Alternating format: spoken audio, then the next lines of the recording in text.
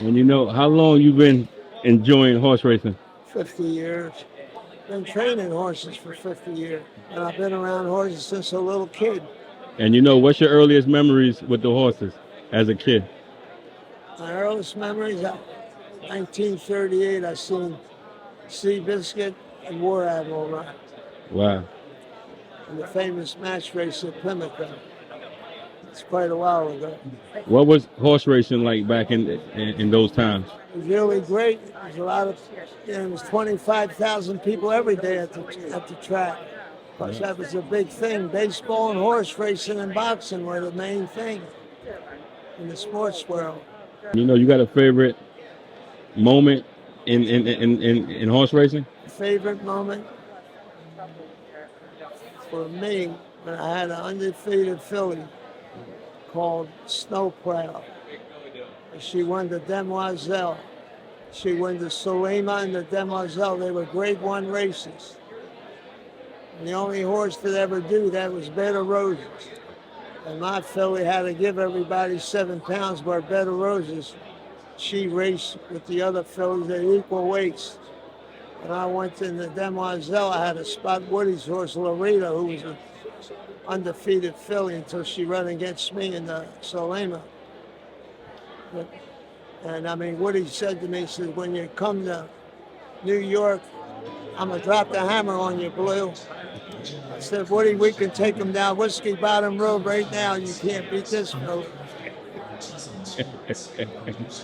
What made the horsemen from that era so special? Because they were dedicated to the horse. They didn't have to train 200 horses. They trained 40 horses and 42 horses. And everybody had a good horse. Everybody had a chance to get a good horse. Now, the good horses are between 2 people or 3 people got 200 horses. That's why the game is going downhill. It ain't the same. It's not the same. You can see these stake races every year get smaller participants every year. This one guy's got 200, and it just doesn't work out. And you know, how important is the groom to the barn? What's that? How important is the groom to the barn? Oh, it's the main thing. The groom. You know, when I was grooming horses, all you could do is rub 3 horses. Now they're rubbing 5 and 6 horses. No man can do it right way. It's hard to, it's hard to groom 3 horses. You're going to do it the right way. I mean, to work in the backside, you have to love horses. And everybody, they love their horse. They like you love your cat and dog. They love their horses. Something happens to them, they cry like babies.